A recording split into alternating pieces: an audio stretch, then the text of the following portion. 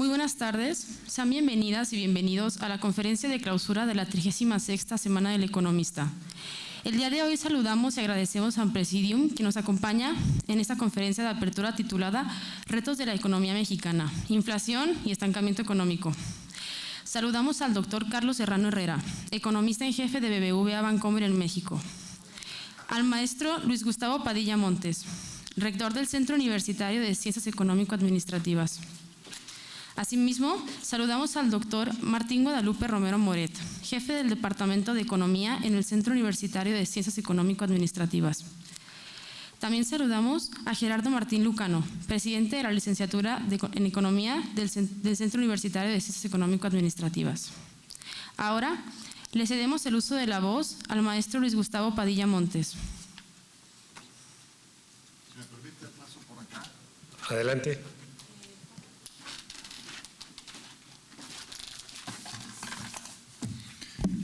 Muy buenas tardes, tengan todas y todos. Para la Universidad de Guadalajara y en particular para este Centro Universitario de Ciencias Económico-Administrativas, es un privilegio poder clausurar la Semana del Economista del CUSEA con tan distinguida personalidad, con un profesional, con un académico y con un ser humano que tiene una profunda comprensión de los problemas sociales y económicos y particularmente de México, pero con una formación académica muy sólida a nivel internacional, como lo es Carlos Serrano Herrera. Muchísimas gracias, Carlos. Sabemos que tu viaje fue accidentado en el sentido de que tuviste un retraso en tu vuelo, pero qué bueno que estás con nosotros. Le damos un fuerte aplauso, por favor. Si gusta tomar asiento todavía, voy a dar algunas reflexiones. Bueno, primeramente, decirles que el día de hoy concluimos la 36ª semana del A&El Economista y que se reconoce como una de las semanas, una de las actividades de mayor éxito por diversas razones. La primera de ellas es el programa de esta semana, muy nutrido con la participación en diversos formatos de especialistas, el desarrollo de los talleres, de tal manera que, bueno, yo quiero felicitar a la comunidad de la licenciatura en Economía y a la división por el gran trabajo que hicieron nuestra lideresa Valeria y el presidente de la licenciatura y todo el equipo que hizo posible esta semana. Fueron días en los que a través de diversas charlas tuvimos la oportunidad de asistir y aprendimos sobre los nuevos retos que enfrenta la economía en nuestro país, nuestra región y el mundo entero. Después de la crisis sanitaria que hemos vivido y la pérdida del empleo, por ejemplo, vimos que los pronósticos de reconversión económica y de la llamada recesión técnica que vive nuestro vecino del norte pueden tener implicaciones para nuestro país, y también se vio que hoy los mercados nacionales e internacionales están obligados a dar una respuesta que dé resultado y satisfaga las necesidades de las y los ciudadanos, pero también que sea suficiente para afrontar la crisis económica e inflacionaria en la que desafortunadamente nos encontramos. Y hoy particularmente vamos a escuchar, como lo comenté al principio, una conferencia precisamente denominada Perspectiva de la Economía Actual de México, por Carlos Serrano Herrera, economista en jefe de BBVA Bancomer en México. Y si me lo permiten aprovechar, pues nomás para que nos demos cuenta de quién es Carlos Serrano. Él dirige un equipo de economistas que analiza temas económicos, financieros y regulatorios de nuestro país. Además es miembro de los comités de activos y pasivos y de regulación del banco. Obtuvo su maestría y su doctorado en economía por la Universidad de California en Berkeley, en donde se especializó en macroeconomía, en finanzas internacionales y organización industrial. Además, obtuvo la licenciatura en Economía por parte del Instituto Tecnológico Autónomo de México, mejor conocido como el ITAM. En el año 2000 obtuvo el Premio Nacional de Investigación Económica en México, que le fue otorgado por el Banco Nacional de México. Previamente, nuestro invitado se desempeñó como vicepresidente de Política Regulatoria en la Comisión Nacional Bancaria y de Valores, en donde fue responsable de diseñar la regulación para bancos, mercados de valores, casas de bolsa y fondos mutuos. Fue también representante de México ante el Comité Basilea y del Comité IOSCO. También ha trabajado para el Banco Mundial, en donde otros cargos fue economista de país de Perú, Ecuador y Bolivia, y evidentemente pues ha impartido una serie de clases y de docencia en materia de macroeconomía avanzada y finanzas en el ITAM. Así es que, pues qué mejor que esta clausura de la semana del economista, de él y la economista, que con la conferencia de nuestro invitado especial, y yo auguro que estaremos no solamente cumpliendo con el objetivo de informarnos sobre los grandes retos económicos de nuestro país y su entorno a nivel global, sino que con ello pues sellamos el compromiso de formar a las mujeres y a los hombres de este país, en Jalisco particularmente, que serán las y los próximos profesionales en la economía. Que a ustedes, jóvenes, les va a tocar la responsabilidad de llevar las riendas de la economía de Jalisco, de México y, por qué no, a nivel internacional. Así que aprovechen al máximo a don Carlos Serrano, y yo nuevamente le reitero que nos encontramos en la Rectoría con mucho entusiasmo por el trabajo que se ha realizado esta semana. Enhorabuena, muchísimas gracias y muchas felicidades. Y dejamos a Carlos para que inicie su conferencia. Permiso.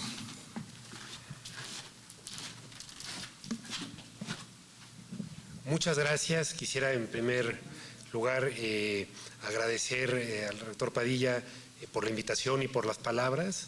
Quisiera decir que para mí es un orgullo muy grande estar en una de las mejores escuelas de economía del país y sobre todo ser invitado a esta edición 36 de la Semana del Economista. Los felicito por tener esta tradición ya de varios años de un evento de tanta calidad. Agradezco a Valeria y a Gerardo también la organización y la invitación del evento. Y sin más quisiera pasar a la plática que tengo preparada para el día de hoy, en donde quisiera hablar acerca de cómo se ven las perspectivas, primero de la economía global y después de la economía mexicana, y al final encantado de tener preguntas y que podamos tener una discusión entre nosotros. Muchas gracias por estar aquí, realmente me honra mucho. Quisiera primero empezar con algunas tendencias recientes, pero me gustaría para ello dar una pequeña introducción de cómo es que llegamos a este momento en el mundo donde estamos viendo un entorno de muy elevada inflación y estamos viendo un entorno donde se avecina, me parece, un entorno de menor crecimiento, ¿no? Hay que recordar, en el 2020 el mundo tuvo la contracción económica más grande que hayamos visto desde que se tengan datos. Esto ocurrió, pues como todos sabemos, el cierre súbito de la demanda y de la oferta en la gran mayoría de países trajo este colapso. Y una de las medidas de política económica que se tomaron desde mi punto de vista muy acertada fue primero que los bancos centrales en el mundo, liderados por el Banco Central de Estados Unidos, la Reserva Federal, implementaron lo que ha sido la política monetaria más expansiva en la historia, la mayor inyección de liquidez que hayamos visto. ¿Qué es lo que hicieron? No solamente bajaron las tasas de interés a cero para intentar estimular la actividad económica, sino que además implementaron un programa, perdón, en el caso de Estados Unidos, de compra de bonos para expandir el balance de la Reserva Federal. ¿Y esto cómo funciona? Pues la Fed le compra bonos a los bancos tienen bonos en sus portafolios, y a cambio de ello les otorga reservas. Y el objetivo de esto era aumentar la demanda de bonos para con ello bajar las tasas de interés y así incentivar que las empresas y las familias, estos eran bonos de deuda del gobierno de Estados Unidos, pero también bonos hipotecarios, pudieran tomar más deuda y así ayudar a que saliera la economía. Creo que esto fue bastante exitoso porque hoy se nos olvida, pero en las primeras semanas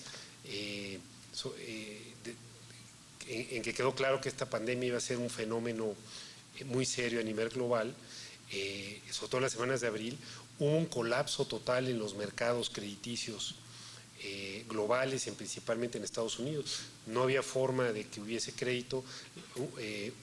No solamente una empresa, aunque fuera AAA, no podía colocar bonos para financiarse, sino que incluso el mercado más líquido del mundo, que es el de bono de tesoro de los Estados Unidos, se colapsó. No había posturas para comprar. ¿Por qué? Porque ante la enorme incertidumbre, pues los inversionistas querían estar en efectivo, ¿no?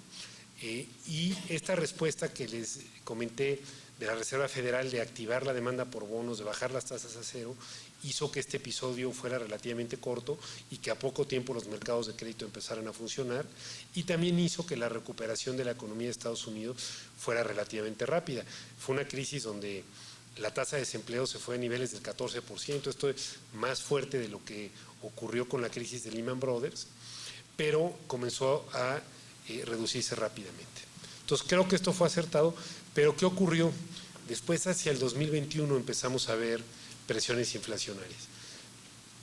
¿Por qué vinieron las presiones inflacionarias? Primero, porque la propia pandemia originó una serie de choques de oferta negativos. Como saben, cuando hay una contracción en la oferta, aumentan los precios. ¿Qué tipo de contracciones de oferta? Bueno, la propia pandemia hizo, por ejemplo, que muchos de los puertos en el mundo, sobre todo en Asia y en China en particular, que tenían esta política de cero COVID, donde en cuanto había un pequeño brote cerraban el puerto entero, pues eso hizo pues que muchos insumos que se utilizan en la producción de bienes en el mundo tardaran más en llegar y se encarecieran.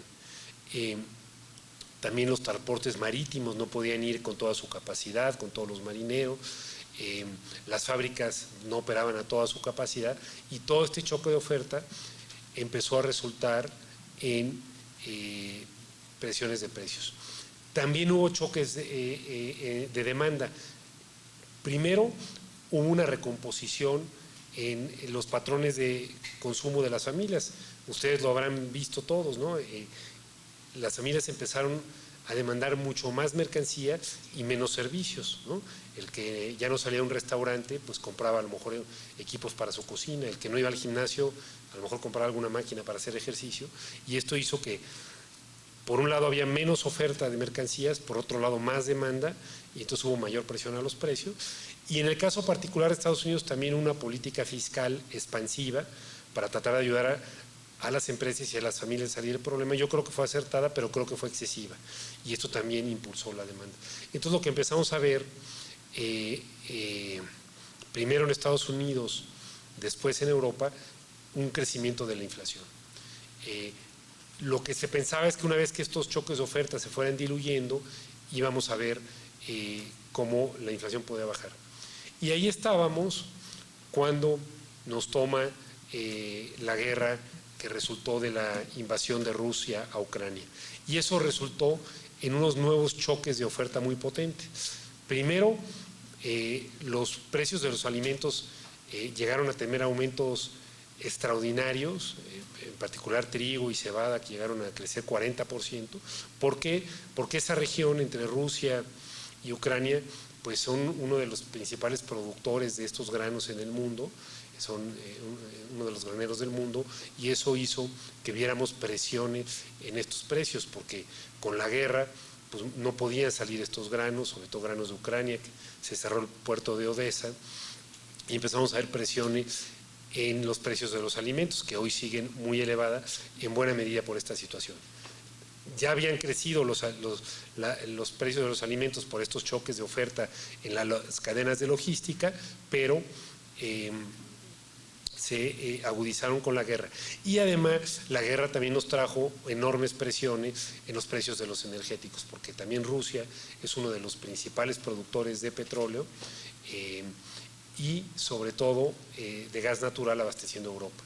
Y entre sanciones que se han puesto a Rusia y que Rusia también para combatir estas sanciones ha recurrido a restringir la oferta de gas natural, pues lo que vemos es que en Europa que los precios de la energía, las cuentas de electricidad en muchos países han crecido más de 10 veces y eso también pues resultan mayores presiones inflacionarias. Así pues estamos en un mundo donde tenemos elevada inflación, ahora vamos a ver presiones que harán que pueda haber menor crecimiento y en un mundo donde los bancos centrales en el mundo, primero inicialmente se tardaron, como saben, cuando hay presión inflacionaria, los bancos comienzan a restringir la política monetaria, inicialmente se tardaron, me parece, ahora se les critica mucho, pero creo que en aquel momento no era tan claro qué es lo que iba a ocurrir, en parte se tardaron pensando que pues muchos de estos choques de ofertas se iban a ir diluyendo, que a medida que la pandemia fuera cediendo íbamos a ver cómo mejoraran, pero encima de esto tuvimos la expansión fiscal en Estados Unidos y luego la guerra, y ahora lo que estamos viendo es un entorno donde los bancos centrales en el mundo, hoy vimos al Banco Central Europeo subiendo su tasa sin precedentes en 75 puntos básicos, están aumentando las tasas de interés y eso está resultando en un apretamiento de las condiciones financieras, está encareciendo el crédito en el mundo.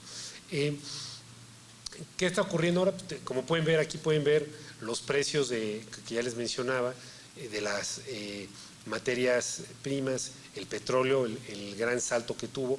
Primero se colapsó en la pandemia cuando nadie o muy pocos utilizaban el automóvil, casi nadie viajaba en avión, pues hubo mucho menor demanda por petróleo, como pueden ver, pero después, a medida que se dio la recuperación, junto con estos choques de oferta, el precio del petróleo comenzó a crecer, pueden ver también el aumento de los precios del trigo y como una vez estallada la guerra también aumentaron más y ahora afortunadamente empiezan a haber algunas buenas señales de que estos precios comienzan a ceder.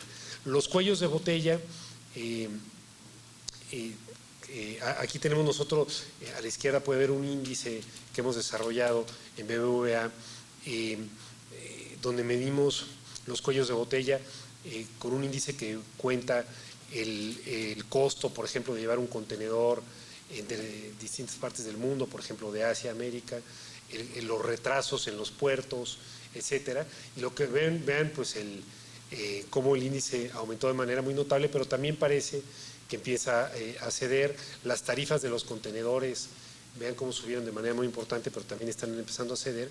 Y están empezando a ceder con la normalización. Hoy ya los puertos en la mayoría del mundo que operaban con muchas restricciones están operando a capacidad normal, las embarcaciones también, y afortunadamente estamos viendo cómo empiezan a ceder algunos de estos componentes y me parece que eso eventualmente va a ser bueno para la inflación.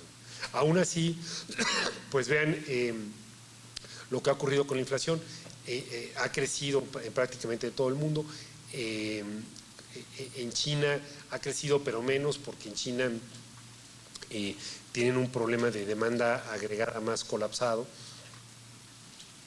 problemas en el sistema financiero, pero vean lo que ha ocurrido tanto en Europa, en la línea azul, como en Estados Unidos. Si se fijan en Estados Unidos, pues donde estamos viendo la inflación más elevada en los últimos 40 años, no se alcanza a ver esa línea verde, hay ya lo que parece ser una primera bajada. Yo creo que es factible que quizá hayamos visto el pico de la inflación en Estados Unidos en el mes de junio, cuando la inflación alcanzó 9.1%, en el mes de julio bajó a 8.8, pero sobre todo la comparativa mensual entre julio y junio fue de 0, y me parece que en agosto vamos otra vez a ver buenas noticias. ¿Por qué estamos viendo buenas noticias? Pues en parte porque estos cuellos de botella se están reduciendo, y en parte también porque las políticas públicas están ya empezando a surtir ciertos efectos. Estas políticas tienen un rezago, pero ya están empezando a funcionar. La Reserva Federal, ahora vamos a ver, ha empezado a apretar de manera importante la tasa de política monetaria, y también la política fiscal es bastante menos expansionista de lo que fue durante la pandemia. Es decir, pues habrán estudiado ustedes esos modelos ISLM, pues tuvimos una doble expansión, ¿no? Tanto fiscal, con muchas ayudas, y monetaria, que ayudaron, repito, a salir rápidamente de la crisis, pero después comenzaron a generar estas presiones inflacionarias, donde lo que hemos visto son presiones muy generalizadas en los precios. A la derecha pueden ver la inflación subyacente, que es la que quita los elementos más volátiles, como precios de energéticos y alimentos, que suelen ser mucho más volátiles, pero aún quitándolas, pues no vemos las inflaciones de 8, pero sí vemos inflaciones, como pueden ver, también elevadas, cercanas al 6%. Muchos habrán oído mucho que hay quien piensa que podemos volver a vivir un episodio como se vivió en el mundo y como se vivió en México, ahora hablamos también de México, en los años 70 y 80, donde vimos periodos muy largos de inflación muy elevada. En particular en Estados Unidos, en los 70 tuvieron,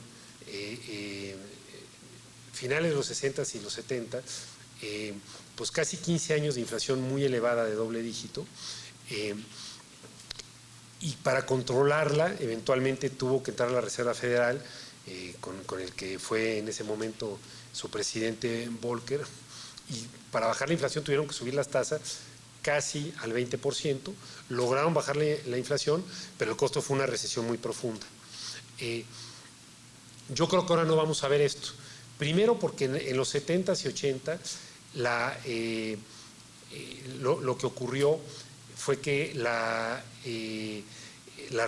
Reserva Federal en aquel momento no era muy independiente, y mantuvo la política monetaria muy laxa mucho tiempo. El Poder Ejecutivo lo presionaba: oye, quiero que tenga las tasas bajas para estimular a la economía.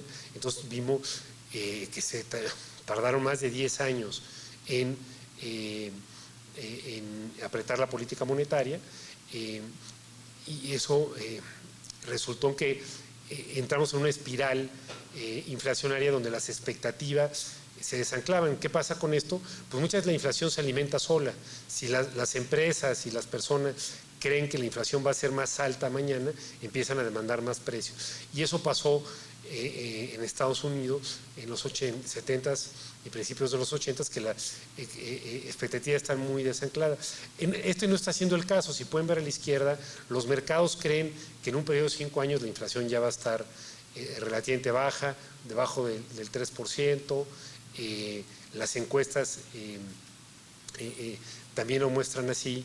Entonces, no tenemos un problema de desanclaje de expectativa, en parte porque yo creo que, si bien se puede criticar que la Reserva Federal y el Banco Central Europeo tardaron un poco en actuar, podemos discutir, tardaron 6 meses, 7 meses, no los 10 años que ocurrieron en los 70, y eso ha ayudado a anclar las expectativas.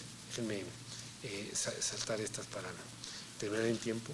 Y lo que vemos es que sí está habiendo, normalmente cuando empieza a haber espirales inflacionarias, lo que vemos es que los salarios crecen muy fuerte y por encima de la inflación. En Estados Unidos los salarios están creciendo, pero no en términos reales, es decir, la inflación, como pueden ver aquí, crece bastante más que los salarios, y eso creo que hace que la posibilidad de ver una espiral inflacionaria que dure mucho tiempo sea relativamente baja.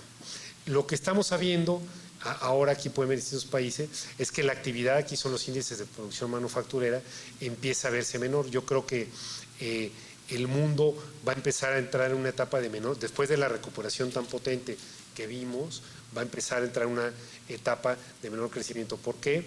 porque los bancos centrales, como ya les decía, han ido apretando, como pueden ver aquí, la política monetaria, están subiendo las tasas, eso hace pues que caiga la inversión, porque para una empresa es más difícil contratar un crédito, hace que el consumo también caiga, pues sacar un crédito hipotecario es más caro, los que tienen créditos al consumo tienen que pagar tasas más altas y eso va frenando la demanda, que es justo también lo que está intentando hacer la Reserva Federal, contener la demanda para contener los precios.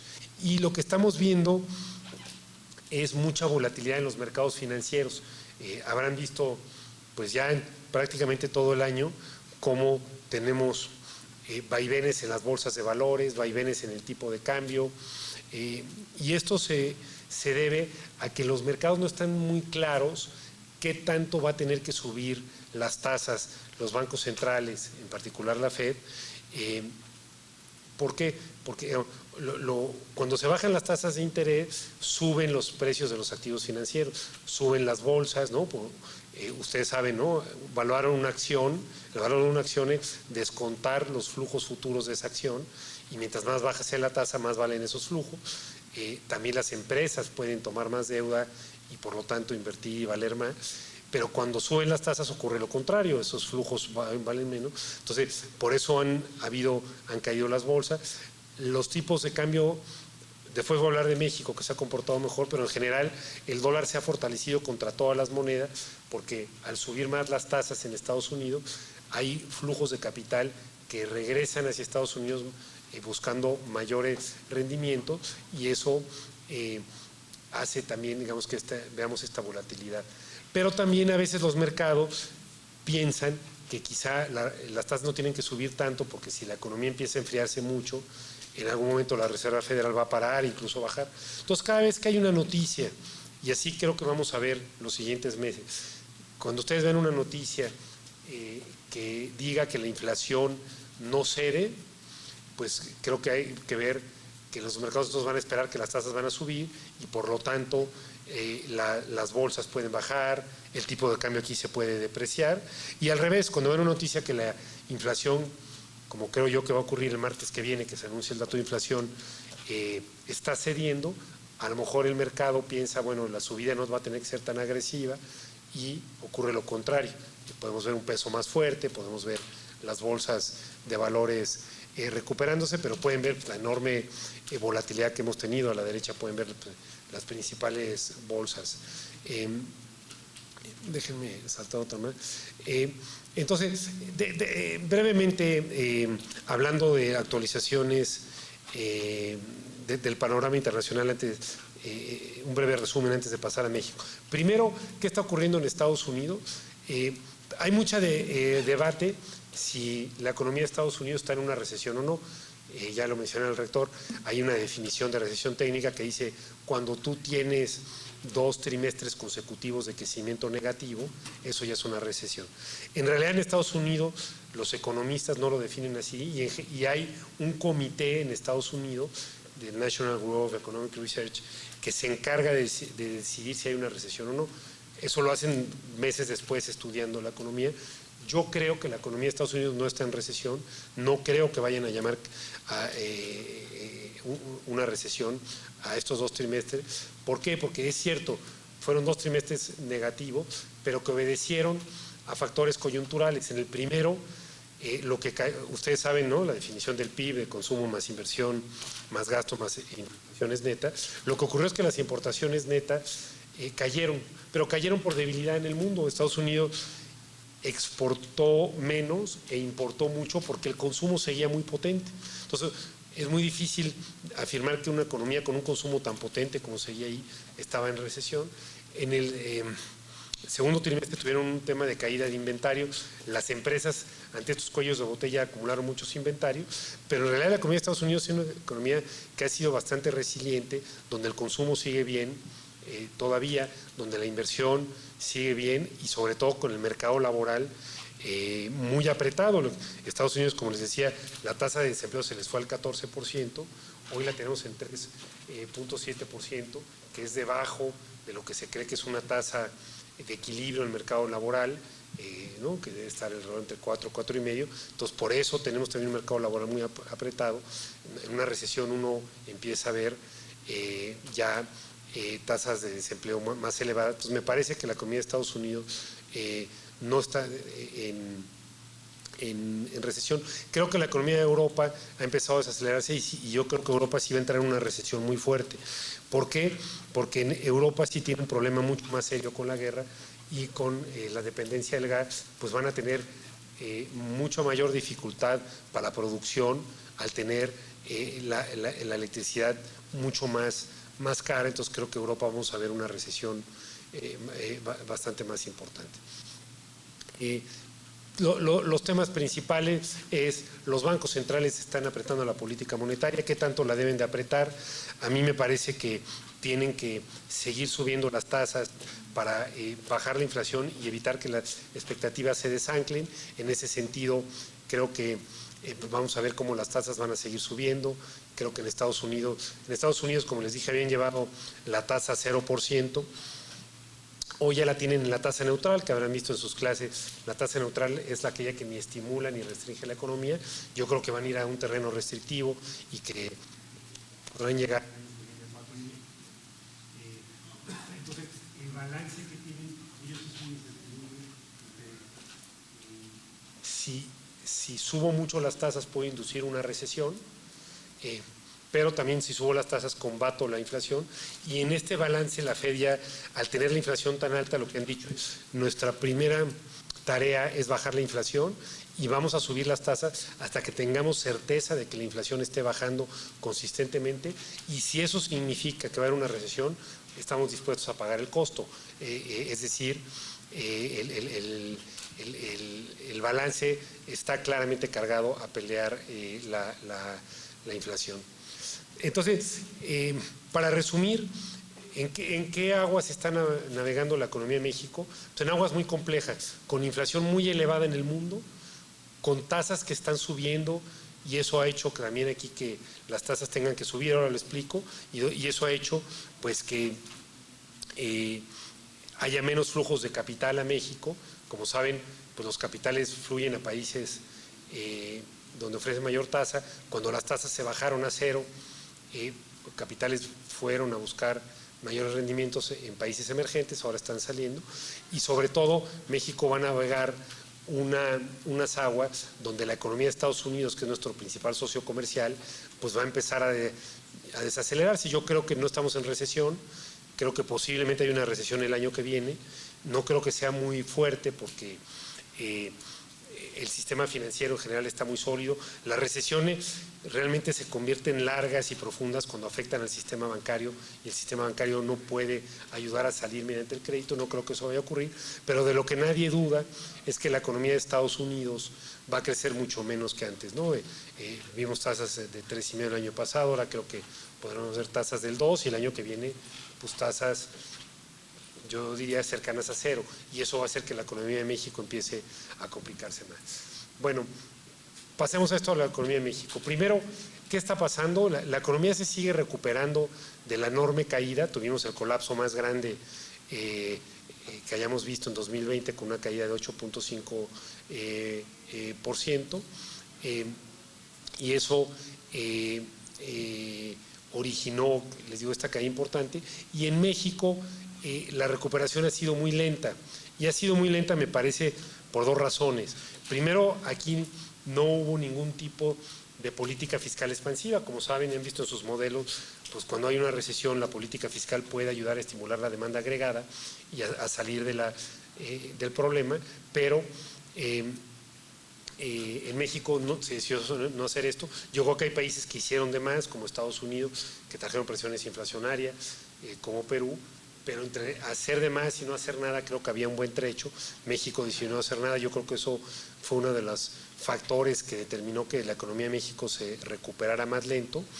Y la otra razón, que ahora voy a hablar con un poco más de detalle, es que la inversión ha estado muy débil, y creo que ha estado muy débil porque ha habido una serie de políticas públicas que han generado incertidumbre para los inversionistas, desde la cancelación del aeropuerto de la Ciudad de México, la cancelación de gasoductos, y lo que está ocurriendo ahora con la política energética, pues les dicen a los inversionistas que en México pues hay posibilidad de que un contrato se cancele, hay posibilidad de que las reglas del juego cambien a mitad del partido, y eso hace que hoy la inversión en México esté todavía 11% por debajo de lo que estaba antes de que empezara este gobierno. Y eso es muy grave porque, como saben, en sus modelos de crecimiento, un componente fundamental para el crecimiento es la inversión, ¿no? Tenemos consumo, inversión, gasto de gobierno y balanza comercial, pero la inversión tiene algo particular, que es no solamente determina el crecimiento de hoy,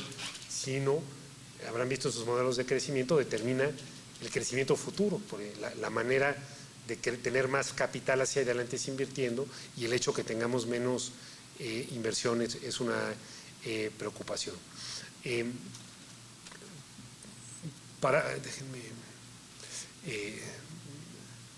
Aquí se los mostraba, ¿no? La inversión está, como les decía, 9% debajo de su nivel de enero del 19, 11% por debajo de lo que estaba en 2018. Pueden ver pues la construcción, en general todo, cómo se comportó la inversión. Ven la gráfica a la derecha, la inversión se desploma en la pandemia, eso ocurrió en todo el mundo, y se recupera, pero hay dos problemas. Primero, la recuperación es incompleta, todavía ni siquiera estamos donde estábamos antes de la pandemia por esta incertidumbre, pero segundo, la inversión ya venía cayendo antes de la pandemia, y creo que venía cayendo por estas políticas de incertidumbre que hizo que México en realidad era una economía que ya estaba en recesión antes de la pandemia, y el 2019, antes de que hubiera pandemia, México ya no creció. Déjenme dar un comentario, pero bueno, al final creo que México lo que tiene es una recuperación, pero es una recuperación debido a esta falta de inversión y debido a la falta de política fiscal expansiva muy incompleta. Para darles una idea, el PIB que conocimos del segundo trimestre del año, a cierre de junio en México, es casi igual al PIB que teníamos en el segundo trimestre de 2017. ¿Qué quiere decir esto? Que en términos de crecimiento pues hemos perdido 5 años. La economía no, entre la incertidumbre y entre la pandemia, no ha crecido 5 años, y me parece que vamos a ver pues de aquí al final de esta administración pues una economía que no habrá crecido, y esto es bastante preocupante porque pues se generan menos empleos. Ha habido una recuperación en el empleo, pero es una recuperación incompleta. Habrán oído que se dice, bueno, ya recuperamos todos los empleos formales que se perdieron en la crisis de la pandemia. Sí, pero en realidad no hay que compararnos contra ellos, nos tenemos que comparar contra el número de empleos que hubiera habido de haber seguido el mismo ritmo, y eso es exactamente lo que ven en la gráfica a la derecha, porque además pues, desde que comenzó la pandemia hasta ahora, muchos jóvenes se incorporan al mercado laboral y no hemos podido generar los empleos para absorberlo, de tal suerte que, como pueden ver aquí, pues tenemos una brecha de alrededor, en un mercado laboral de 21 millones de trabajadores formales, una brecha de casi 1 millón de trabajadores. Entonces, esto es un mercado laboral relativamente débil. Lo que vemos, déjenme citar un poco, una cuestión que creo que sí está siendo favorable para México es el manejo de las finanzas públicas, no en el sentido microeconómico. En el sentido microeconómico creo que está habiendo una composición del gasto muy mala. Creo que la mayoría de la inversión pública se está yendo a estos proyectos en insignia que ya conocen, el aeropuerto, el Tren Maya, la refinería, que yo creo que no van a tener rentabilidad ni económica ni social. Pero lo que sí creo es que, creo que se ha gastado mal, pero no se ha gastado de más, y el resultado, como pueden ver aquí en este gráfico, es que en México, a la izquierda pueden ver la deuda pública como porcentaje del PIB, la deuda, perdón, total, ¿no? Es la deuda del gobierno federal, pero toda la deuda sumando, por ejemplo, a Pemex, es esta azul turquesa, donde estamos más o menos en 50% del PIB, a final del año pasado, ahora incluso estamos en 45%, y creo que esto es pues por esta política de mantener déficits relativamente bajos. Estos son niveles bajos, sobre todo si comparamos con otros mercados emergentes. Brasil tiene 80%, Colombia tiene cerca de 70%, y yo creo que eso está dando cierta estabilidad a la macroeconomía. Y en general, pues lo que hemos visto, este es los déficits del sector público de 2011. Como vimos, México tuvo un problema donde la deuda creció mucho en los primeros años de la administración de Peña Nieto. Después, cuando las calificadoras de valores amenazaron, dijeron, si sigue esta tendencia de déficits creciente, le vamos a bajar la calificación a México. Entonces hubo un ajuste. Y después lo que hemos visto es relativa estabilidad, ¿no? El primer año un déficit muy pequeño, en parte porque el gobierno comenzó a tardarse en ejercer el gasto, y después déficits que son relativamente moderados, de alrededor de 3%. Yo estimo que también este año ya tenemos bastante información, vamos a acabar en 3%. Esta tarde estamos por conocer el paquete fiscal del año que viene, pero todo indica que vamos a ver también una propuesta moderada, y eso pues lo que hace es que la deuda como porcentaje del PIB está relativamente estable. Y creo que México, muchas veces me preguntan, ¿vamos a tener una crisis de final de sexenio como México vivió pues, al final del sexenio 76, en 82, en 94? Y yo creo que no, primero porque todas esas crisis donde sí teníamos problemas de inflación muy elevada, de depresión del tipo de cambio, lo que ocurría es que los déficits eran enormes, no eran de 3%, veníamos de déficits de 14, 15 del PIB, la deuda era de 80% del PIB, y ahora creo que estamos con niveles bastante más cómodos. Déjenme hablar ahora un poco acerca de variables financieras. Primero, en México estamos teniendo también una inflación muy elevada, todos ustedes lo conocen. Hoy conocimos el dato ayer conocimos el dato de la inflación de agosto, 8.7%, pues la inflación más alta que hemos visto en los últimos 20 años, y sobre todo preocupa algunos componentes. Aquí les descompongo la inflación subyacente, que en principio es la menos volátil, pues también está muy elevada, pero bien, precios de agropecuarios casi en 15%, precios de alimentos en 13%. Esto preocupa mucho porque la inflación golpea sobre todo a los más pobres, que son los que dedican un mayor porcentaje de sus ingresos a comprar alimentos, son los que pueden protegerse menos de la inflación, ¿no? No tienen instrumentos financieros que los protejan, y la preocupación es niveles muy elevados de inflación. Yo les diría dos cosas. Primero, en esta ocasión, a diferencia de otros episodios, México ha tenido episodios de muy elevada inflación, de inflación por encima del 100%, en estas crisis que les decía, en los 70, en los principios de los 80, incluso en la crisis del 94, donde la inflación se llegó a ir casi al 50%. Yo les diría dos cosas. Primero, hay mucha incertidumbre hasta cuánto va a crecer. Ahora yo les voy a decir mis pronósticos, pero lo que sí les diría yo con bastante certidumbre, no vamos a ver en México las inflaciones elevadas del pasado, y yo creo que habrán oído distintos pronósticos, pero el año que viene vamos a tener inflación bastante más baja que la de este año. ¿Por qué? ¿Y por qué no vamos a ver una inflación inflacionaria? Porque en México la inflación siempre tenía la misma causa, que era gobiernos que gastaban muchísimo, entonces tenían déficits enormes. En aquel momento México no tenía mercados financieros sofisticados, entonces no podía colocar deuda.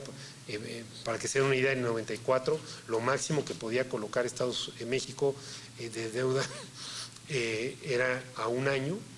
Y entonces lo que ocurría en estas crisis siempre es ¿qué pasaba? El gobierno gastaba de más y le pedía al Banco de México, al Banco Central, que no era independiente, que emitiera moneda para financiar ese gasto.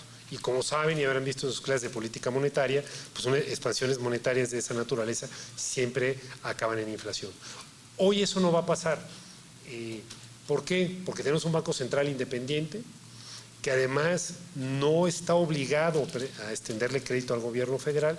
El gobierno federal puede incurrir en deuda, pero lo que esté el mercado dispuesto a financiarle, tanto el mercado local, las aseguradoras, las Afores, como los mercados extranjeros, y no, esos mercados empiezan a imponer disciplina. Cuando empieza a crecer mucho un déficit, suben las tasas y empieza a haber disciplina, y sobre todo no va a haber esas expansiones monetarias que veíamos en el pasado. ¿Por qué estamos viendo inflación elevada en México? Yo creo que fundamentalmente estamos viendo inflación importada. Somos una economía muy abierta, que bueno que lo seamos. Entonces, si los precios de los alimentos en el mundo están carísimos, y los precios de los semiconductores, los precios de los automóviles están muy caros, México no puede aislarse de esta tendencia, y por eso estamos viendo estas inflaciones tan elevadas. Yo creo que la inflación va a comenzar a bajar hacia octubre o noviembre, y que vamos a ver, aquí pueden ver el pronóstico que yo tengo, es esta línea azul turquesa. El pronóstico del Banco de México es una forma similar, pero ellos son más optimistas. ¿Por qué creo que la inflación va a bajar? Primero, porque estos cuellos de botella, estos choques de oferta ya se están diluyendo. Ya les mostraba, ya es más, los cuellos de botella están bajando, porque ya el precio de mover contenedores en el mundo están bajando, los precios de los granos están bajando. ¿Por qué están bajando? Porque a pesar de que sigue la guerra, pues la oferta empieza a expandirse en otro lado, ¿no? Países como Brasil, incluso México, están diciendo, bueno, hay mucha demanda de granos, hay restricción de oferta, voy a ofrecer más. Segundo, creo que la inflación va a bajar, pues porque la política monetaria, ahora vamos a ver, está siendo restrictiva, eso está haciendo que la demanda se contenga, y eso va a ayudar tanto en Estados Unidos como en México. Entonces yo creo que pues vamos a seguir viendo inflación más elevada a la que estamos acostumbrados. Yo creo que podemos cerrar el año que viene, 2023, pues algo por debajo de 4,5, pero sustancialmente menor de estos niveles de 8, 7 que estamos viendo. Entonces, me pareciera a mí que estamos cerca, por estas razones, de ver el pico de la inflación. Creo que el Banco de México va a seguir subiendo sus tasas. En parte el Banco de México, déjenme pasar una más, creo que hace bien en subir las tasas para contener las expectativas inflacionarias. Creo que van a llevar la tasa, mi pronóstico de esta línea azul fuerte, a 9,5% este año, quizá 9,75. Creo que ese va a ser el pico. Entonces, esta es la trayectoria de la política monetaria. En México, en cuanto estalló la crisis, el Banco de México también bajó las tasas, no tan fuerte como otros países. Creo que eso también hizo que la caída en México fuera más fuerte que en otros países, y la recuperación más débil, como ya les decía, y después comenzó a subirla. Creo que todavía nos queda, como les digo, ahora estamos en 8,5, creo que iremos a 9,5 o 10, y eventualmente hacia finales de 2023, a medida que la inflación esté bajando, el Banco de México va a poder bajar. Hay quien dice, el Banco de México va a tener que hacer exactamente lo que diga la Reserva Federal. Yo creo que lo va a hacer de aquí a final de año, entonces va a subir igual que la Reserva Federal, pero yo creo que hoy el Banco de México tiene condiciones para separarse de la Reserva Federal y eventualmente dejar de subir cuando ellos lo hagan. Porque primero se dice mucho, hay que mantener el mismo diferencial de tasas para que no se vayan capitales y no se deprecie el peso. Bueno, hoy el diferencial de tasas en realidad es muy alto, tenemos alrededor de 6 puntos de diferencia, ¿no? Ellos 2,5, nosotros 8,5. Y la última década el diferencial en México, entre México y Estados Unidos, es de 4,5, o sea, tenemos un buen colchón. Pero lo más importante es dónde estamos en los ciclos. Estados Unidos tiene que subir sus tasas más, porque es una economía sobrecalentada, con un mercado laboral sobrecalentado que tienen que enfriar. México está al revés. México es una economía que, como ya les dije, todavía ni siquiera recuperamos el nivel de PIB prepandemia, mucho menos, les digo, estamos en los niveles de hace 5 años, entonces una economía que ni siquiera se alcanza a recuperar, tampoco está claro que haya que desacelerarla, donde la inflación no proviene de presiones de demanda locales, sino la inflación viene fundamentalmente, les digo, por cuestiones importadas, y sobre todo estamos en partes también distintas del ciclo económico. Como les decía, los economistas tenemos esta definición de la tasa neutral, ¿no? Aquella que ni estimula ni restringe la economía. En Estados Unidos el estimado es más o menos que esas tasas 2,5, es decir, Estados Unidos apenas llegó al nivel neutral. En México el estimado es que eso es entre 5,5 y 6, y estamos en 8,5, es decir, hoy ya la política monetaria es restrictiva. Eso está haciendo que la economía no se esté recuperando como deba y se va a frenar. Entonces yo creo que México, por estas razones, está en un ciclo económico distinto a la Fed y no tiene que acompañarla todo el camino. Estamos viendo un fenómeno donde las tasas, estos habrán visto en sus clases, la curva de rendimiento, es decir, cuánto es la tasa a distintos plazos, ¿no? La tasa de un bono a un mes, a 2 años, 5 años y 10 años. Y estamos viendo una cuestión de que se llama que hay una parte invertida de la curva. Normalmente las tasas de más plazo tienen que pagar más. Para que yo estacione mi dinero en un instrumento más plazo, pues me tienes que dar más que las tasas de corto plazo, si no, mejor estoy invirtiendo a corto plazo y renovando. Pero a veces esto, lo que ocurre es que se invierten, que es algo más anormal.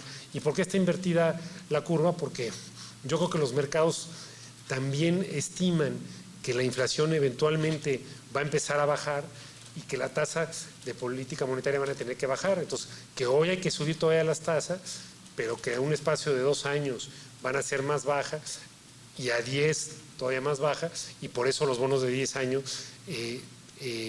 pagan menos tasa que los de corto plazo. Déjenme aquí saltar esto.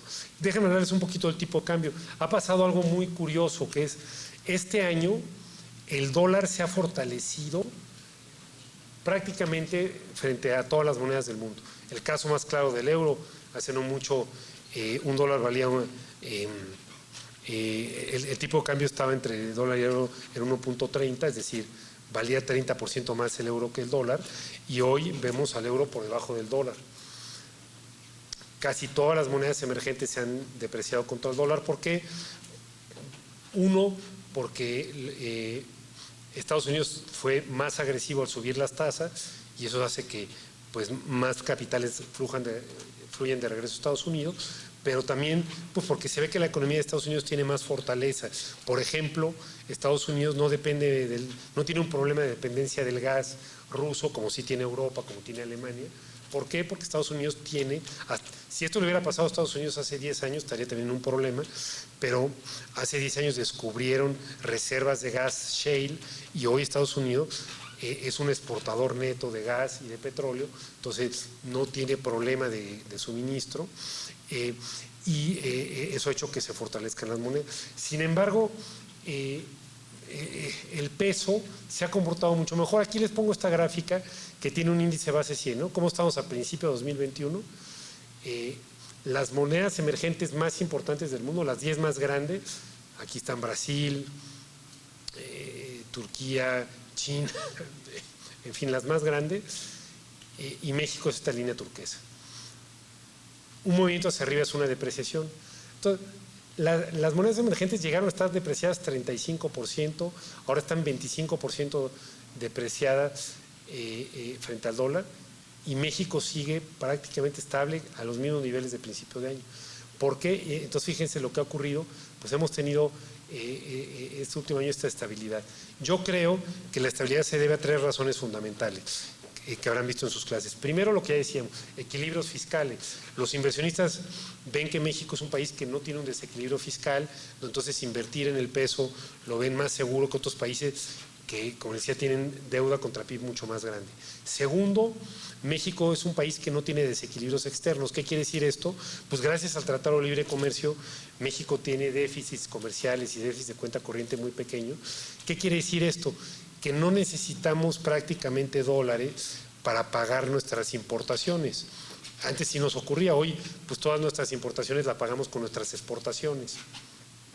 A diferencia de países como Argentina o Turquía, que tienen déficit de cuenta corriente enorme y están teniendo unas depreciaciones muy grandes. Entonces eso creo que también ha ayudado. Y la tercera razón que creo que ha ayudado es estas altas tasas de interés que le dan un soporte al peso, y yo creo que pues vamos a seguir viendo el peso. Quizá a medida que la Fed siga subiendo se puede depreciar un poco, pero yo creo que vamos a ver estabilidad. Mi pronóstico es que acabará este año en 20.3% y el año que viene quizá 20.5%, es decir, una moneda muy estable. Déjenme concluir haciendo unas breves reflexiones, brevemente unos minutos, acerca de las perspectivas más estructurales de México. Entonces, Yo creo que México va a estar ahora creciendo menos de lo que crecía antes. Este año yo creo que vamos a crecer como un 2%, pero creo que el año que viene podemos crecer como un 1%. ¿Por qué? Porque ya les decía, primero porque se nos va a desacelerar Estados Unidos, segundo porque la política monetaria está siendo más contraccionaria y tercero porque hay mucha incertidumbre para la inversión. Pero me parece que hoy México está en una oportunidad espectacular para poder atraer inversiones y crecer más en el futuro. ¿Cuál es esta oportunidad? Ya la habrán oído mucho, estos fenómenos que se llaman nearshoring, que es decir, muchas empresas se han dado cuenta, cuando China se integra a la Organización Mundial de Comercio, empiezan a tener cadenas de producir en China porque la mano de obra es muy barata, porque tiene energía barata, pero recientemente se han dado cuenta que tener las cadenas de producir en China es muy riesgoso. Primero, pues todos estos cuellos de botella, ¿no? Si de repente hay una pandemia, si de repente hay cualquier cosa, se atora el comercio marítimo, pues traer un flete puede subir 6 o 7 veces. Entonces, tenerlas tan lejos es un riesgo. Segundo, pues porque Estados Unidos ha empezado una guerra comercial donde han subido los aranceles a China, entonces también importar los insumos es más caro. Y tercero, por cuestiones geopolíticas. Estados Unidos está compitiendo por la supremacía global, tecnológica y militar con China, y entonces tener ahí parte de tus cadenas de suministro te puede hacer muy dependiente, y además es un país pues, que eventualmente puede ser objeto de sanciones. Y eso lo que me parece que va a hacer es que cada vez más empresas, sobre todo Estados Unidos, quieran tener sus cadenas de proveeduría lejos de China y más cerca de su mercado. Y el país del mundo que más se debe, y eso ya está ocurriendo, China está perdiendo inversiones, China está perdiendo cuota de mercado de Estados Unidos, México está ganando un poco, pero muchos está yendo a otros países del este de Asia, nos está ganando la partida Vietnam, nos está ganando la partida Taiwán, Malasia. Yo creo que México es el país del mundo que más se debe de beneficiar de esto. Pero para hacerlo hay que hacer algunas tareas, dar más certidumbre a la inversión. ¿Qué tareas? Primero, yo creo que tenemos que cambiar la política energética que ha adoptado este gobierno. Hoy las empresas en el mundo necesitan certidumbre de que van a tener electricidad, primero confiable, que la van a tener todo el tiempo, segundo, barata, y tercero, no contaminante, porque las empresas ya tienen presiones de sus accionistas para producir con menos contaminación, las empresas de autos, por ejemplo. Y lo que ha ocurrido aquí es que en esta administración la política energética ha favorecido a la Comisión Federal de Electricidad, que produce electricidad más contaminante, mucha con combustóleo, con combustibles fósiles, más cara porque tiene ineficiencia, y no tiene la capacidad para suministrarla toda. Entonces, yo creo que lo que habría que hacer es reajustar la política energética, permitir la inversión como se contempló en la reforma de 2013, inversión privada para que podamos producir energías limpias. Los países, la mayoría de países del mundo soñarían con tener la exposición que México tiene al viento y al sol para producir electricidad barata y no contaminante. Ya estaba empezando a funcionar esto y se ha frenado. Entonces creo que afortunadamente no se aprobó la reforma constitucional de manera energética, pero las inversiones están frenadas. Entonces, creo que si México cambia esto, si México da más certeza a los inversionistas, ¿qué significa dar certeza? Es decir, este es un país donde si tú formas un contrato se te respeta. Y eso se puso en duda. Había un contrato con el aeropuerto de la Ciudad de México, no se respetó, había contratos con gasoductos que se intentaron echar para atrás, y eso hace que la inversión se retraiga, por eso tenemos menores niveles de inversión, y la inversión también requiere certidumbre en las leyes, es decir, no me cambies las reglas a mitad del partido, porque si yo invierto con ciertas reglas y luego me las cambias, pues ya no va a ser un país donde yo quiera ir. Y eso es lo que ocurrió. Muchas empresas energéticas llegaron a invertir con las reglas que había de la reforma de 2013, que tiene unas reglas claras que decía, le vamos a comprar la electricidad al que sea más eficiente, y de repente el gobierno lo que ha hecho es, no, vamos primero a privilegiar a la CFE. Eso causa un daño enorme, no solamente a los que quieren invertir en el sector energético, sino a todos, porque todos dicen, pues yo, ¿cómo sé que este gobierno no me va a cambiar las reglas? Entonces, me parece que si se logra quizás es poco factible de aquí al 2024, pero si en 2024 México cambia su política energética y da más certidumbre a las inversiones, pues México puede ser un país que atraiga una parte muy significativa del flujo de inversiones que se va a perder de China, se integre más en cadenas de valor con Estados Unidos y empecemos a crecer mucho más. Esperemos que esto ocurra. Entonces yo les diría, y cerraría con esto, estoy pesimista con la perspectiva de crecimiento en los siguientes 2 años, pero si se toman medidas adecuadas, bastante optimista con el mediano plazo. Con esto les agradezco mucho su atención, terminaría y si hubiera cualquier pregunta o discusión, encantado de discutirla.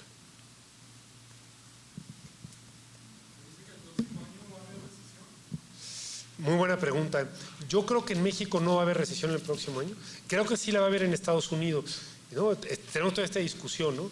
En Estados Unidos creo que sí va a haber recesión, porque al apretar la política monetaria, siempre que en Estados Unidos en la historia han tenido inflación por encima del 4 y desempleo por debajo del 4, ¿qué quiere decir esto? Pues una economía sobrecalentada, los precios creciendo, el mercado laboral muy apretado.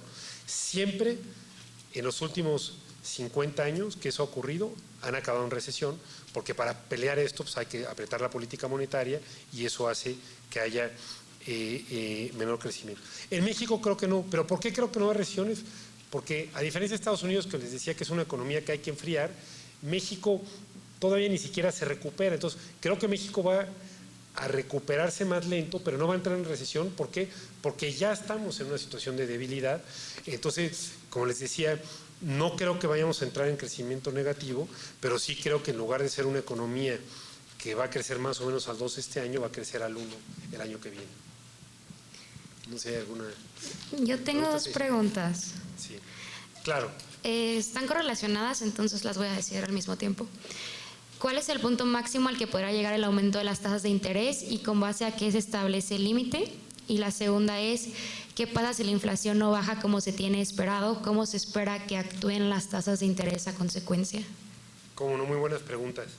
Yo creo que el punto máximo que pueden llegar las tasas este año es alrededor del 10%. Como yo les decía, yo creo que quizás más factible que estén entre 9 y 9,75, pero por ahí van a estar. Yo creo que máximo el 10%. ¿Por qué? Porque el Banco de México lo que ha dicho es,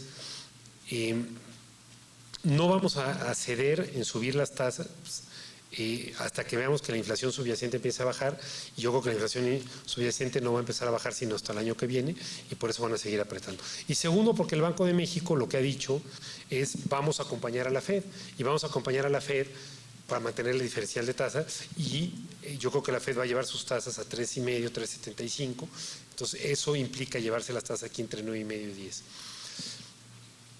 Si la inflación no baja, que es muy buena pregunta, puede ocurrir, por ejemplo, si se recrudece la guerra, por ejemplo, no podemos descartar que haya nuevos choques de oferta.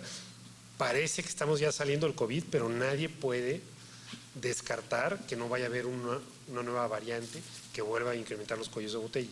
Entonces, si vuelve a haber choques de oferta, la inflación se puede quedar elevada, y ahí lo que yo creo es que entonces las tasas podrían subir un poco más, y sobre todo que podrían quedarse altas un periodo de tiempo muy elevado, quizá todo el año que viene, y eso lamentablemente significaría menor actividad económica, porque habrá menor inversión y menor consumo. ¿Sí?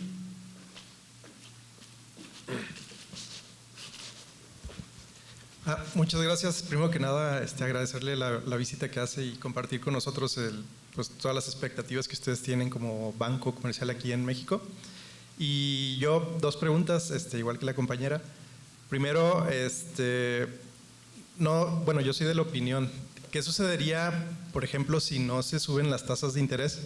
Porque, bueno, en mi opinión, durante la pandemia, la crisis que vivió México, y viendo, por ejemplo, los directorios de empresas del DNUE, vimos que quebraron muchas empresas, sobre todo de tamaño grande, y se crearon muchas empresas que eran como micro o pequeñas o empresas de subsistencia. Entonces, si se elevan las tasas de interés, yo lo primero que veo es, pues algunos de los criterios para invertir, pues son la TIR o el valor presente neto, ¿no? Entonces, se hace un poco más negativa o se van a rechazar más proyectos de inversión. Entonces, elevar las tasas de interés no contribuiría a la desindustrialización de México. Excelente pregunta y te digo, yo coincido contigo. El gran riesgo es que las tasas de interés se eleven de más, porque si las elevamos de más, pues justamente ocurre lo que dice, el financiamiento va a ser más caro, las tasas internas de retorno mayores, entonces hay proyectos que no se van a hacer. Y yo creo que el Banco de México, desde luego que tenía que subir las tasas para mandar una señal y que el público entienda que está dispuesto a hacer lo que haga falta para que la inflación baje y por lo tanto las expectativas no se desanclen, porque una vez que se desanclan las expectativas, ahí es muy complicado combatir la inflación. Si la empresa cree que va a subir los precios, si el trabajador cree que va a subir los precios, pues demanda más salarios, la empresa intenta subir los precios y todos empezamos en estas espirales. Eso no parecía que fuera a ser el caso en México, las expectativas están bien ancladas, pero sobre todo yo te diría, sí había que subirlas algo, pero en mi opinión las han subido más de lo que lo deberían subir. ¿Por qué? Porque al final estamos ante una inflación que viene de fuera, como ya les explicaba. No es un fenómeno de México, es un fenómeno que estamos en Estados Unidos tienen inflación un poquito más alta que la nuestra, Europa también tiene inflación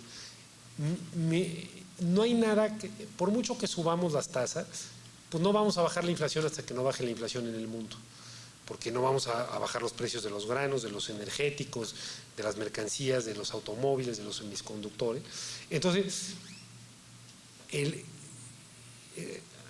las tasas sí hay que subirlas mucho cuando las fuentes de inflación son domésticas y provienen de presiones de demanda agregada. Cuando son externas, la política monetaria es relativamente ineficiente. Entonces, subir de más, ¿qué puede resultar? Por un lado, que no vas a lograr mucho, y de hecho todavía no se ha logrado mucho. Yo creo que va a bajar la inflación, pero va a bajar cuando baje en el mundo. Y segundo, el costo es enorme, el costo es el que tú señalas. Golpe a la inversión, menos proyectos.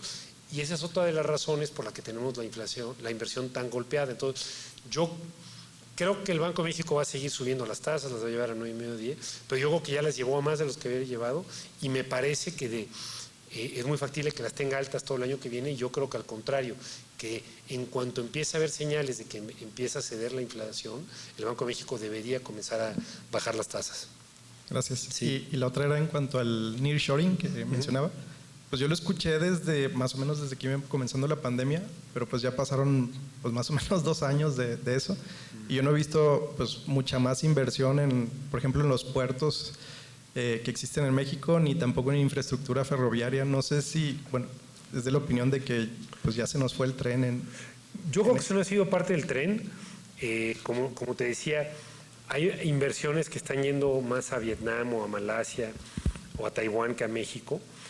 Y creo que están yendo, yo creo, primero por la incertidumbre de la política energética. Si yo voy a traer aquí una fábrica de semiconductores, si voy a tener una fábrica de automóviles, una fábrica de autoparte, necesito saber que voy a tener electricidad confiable y barata y no contaminante, y México hoy no ofrece eso. Entonces, yo creo que la política energética está haciendo que no se desaproveche el nearshoring. La incertidumbre también, pero lo que acabas de decir es fundamental. Lo que necesitamos también es modernizar la infraestructura para que realmente México pueda ser una plataforma más potente de exportación a Estados Unidos. Hoy, la absoluta mayoría de lo que exportamos a Estados Unidos va por carretera. Y la carretera es 4 veces más cara que el ferrocarril, 3 veces más cara que los puertos. ¿Qué necesita hacer México? Lo que acabas de decir.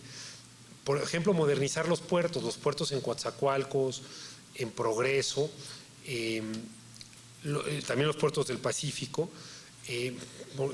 Por ejemplo, somos un país que somos potencia exportadora de Estados Unidos, pero no en todo Estados Unidos. En la costa este no llegamos mucho, porque ahí llegar por tierra es carísimo, dar toda la vuelta y además la logística cruzar el Mississippi es muy complicada, cuando nosotros podríamos desde el puerto de Progreso o Coatzacoalco exportar a Florida o tener bienes en Nueva York en 30 horas, pero no se han modernizado los puertos y no se han modernizado los ferrocarriles. Para mi gusto, la refinería, el Tren Maya no van a tener rentabilidad y lo que tiene una rentabilidad enorme es modernizar los puertos. Entonces no puedo estar más que de acuerdo contigo y esperemos que esto cambie a la siguiente administración, porque digamos, yo creo que el tren se está yendo de la estación, pero todavía no se va del todo. Esto es algo que va a durar al menos la siguiente década. Pero algunos sí se nos ayudan, porque una vez que una planta no se puso aquí, si una planta automotriz decide yo me voy a poner en Colombia o me voy a poner en Vietnam, esa planta ya no llegó.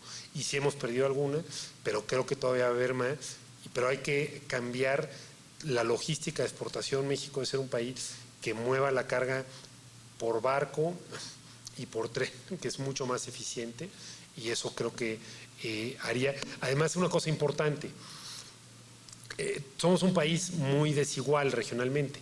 De la Ciudad de México para arriba, incluyendo aquí en Guadalajara, pues sí se ha subido al tren, es una región que se ha subido al tren exportador y ha progresado más, pero el sur se quedó fuera. Y se quedó fuera en parte por la infraestructura. Pues, llegar del sur por carretera pues ya lo hace inviable, porque no hay gas natural que llegue al sur. Yo creo que si queremos insertar al sur del país en estos corredores exportadores, hay primero que poner gasoductos y darles gas, pero segundo estos puertos, porque si tuviéramos buenos puertos en Veracruz, buenos puertos en Progreso, el corredor del Istmo, eso haría que estados como Oaxaca, Chiapas, que están más rezagados, puedan comenzar a traer inversiones para exportar. Mientras no se invierte en esa infraestructura, eso no va a ocurrir, ¿no? No sé, ¿algo más? Primero que nada, doctor, muchas gracias por su participación en esta conferencia.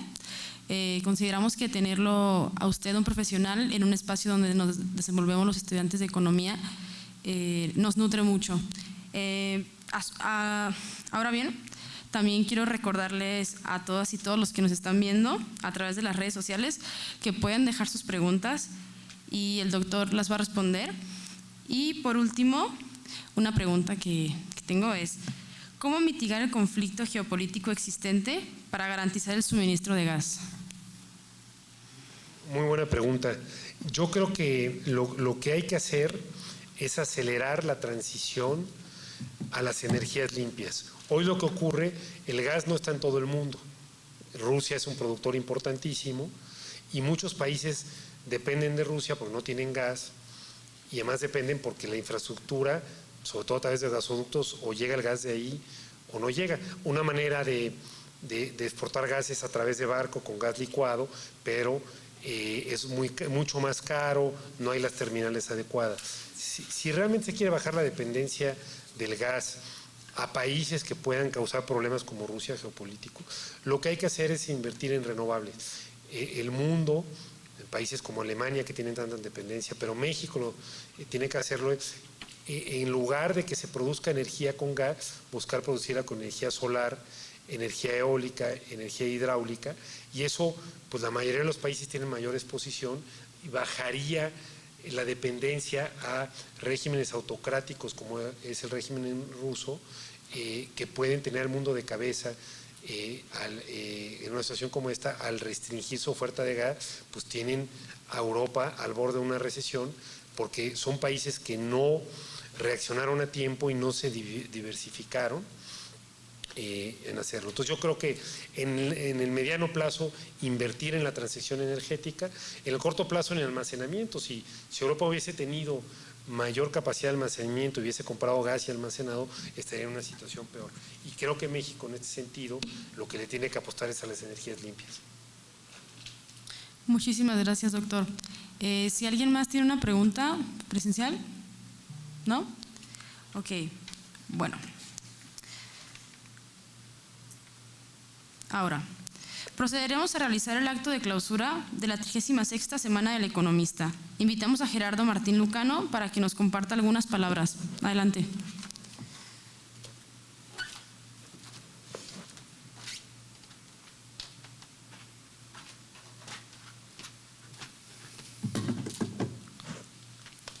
Hola, buenas tardes a todas y a todos. Quiero pues saludar primeramente a a los estudiantes de la licenciatura en Economía, a los académicos y pues claramente al Presidium y a nuestro ponente, al doctor Carlos Serrano. Pues hoy concluimos en la 36ª semana del Economista, lo cual pues me genera un poco pues de nostalgia y pues de emoción de que todo haya salido perfecto, que haya salido muy bien, y también pues agradecer y a todos los participantes que estuvieron presentes en todas las conferencias a lo largo de la semana, de lunes a jueves. De verdad espero les haya sido de su agrado, que se hayan enriquecido y les haya servido mucho para su carrera como economista, el cual este es el objetivo de la Semana del Economista, ¿no?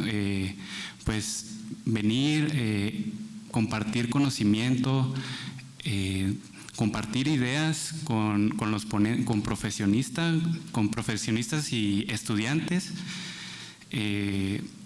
y más que nada eso, o sea, temas relevantes que hay en la economía actual, aquí sobre todo en México, en la economía internacional, que estén todos informados y que puedan compartir esas ideas, sobre todo como temas que llevamos a cabo en la Semana del Economista, que fue temas de inflación, temas de desigualdad, temas de desarrollo. Son temas pues muy importantes que deberíamos de reconocer. Y pues no quisiera alargarme tanto porque pues la verdad sí me siento muy emocionado de que esto haya concluido, y pues espero que realmente les haya servido mucho. Más que nada también pues quisiera invitarlos a futuras semanas del Economista, porque sin duda para mí pues ha sido un gran reto y en la cual yo pues he adquirido mucho aprendizaje. Y pues también por último pues agradecer al doctor Carlos Serrano por estar presente en esta tan emblemática Semana del Economista, y pues hacerle, pues sin nada más por el momento, hacerle una entrega de un reconocimiento por compartir sus enseñanzas. Y pues nada, muchas gracias. Gracias. Muchas gracias por el reconocimiento, y me gustaría nada más cerrar diciendo, como ven, las perspectivas de corto plazo están complicadas en la economía. Gracias, Gerardo. Pero cuando veo jóvenes tan entusiastas como ustedes, con tan buenas preguntas, pues me lleno de optimismo acerca del futuro del país en el mediano plazo. Muchas gracias por la invitación.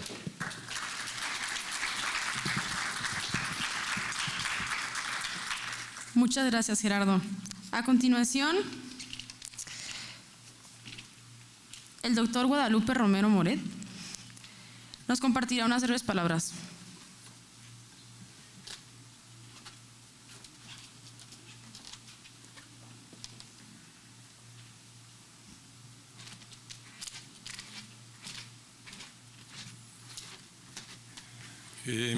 Buenas tardes. Muy breve nada más, ya se alargó mucho esta sesión. Simplemente quiero felicitarlos por esta semana que ha sido muy exitosa. Escogieron muy bien los temas, todos temas de coyuntura, temas muy importantes. Han invitado a ponentes muy valiosos que han venido a enriquecer su formación, como el doctor Serrano, y yo nada más quiero motivarlos a que sigan con esta inquietud. Este es un evento netamente organizado por los estudiantes, nosotros les damos muy poco respaldo según nos lo pidan, pero es iniciativa de ellos, son inquietudes de ellos. Yo los exhorto a que continúen con esta actividad, no nada más en esta semana, sino durante todo el año. Pueden seguir organizando eventos de esta naturaleza y cuenten con nuestro apoyo. Muchas gracias y buenas noches. Hasta luego.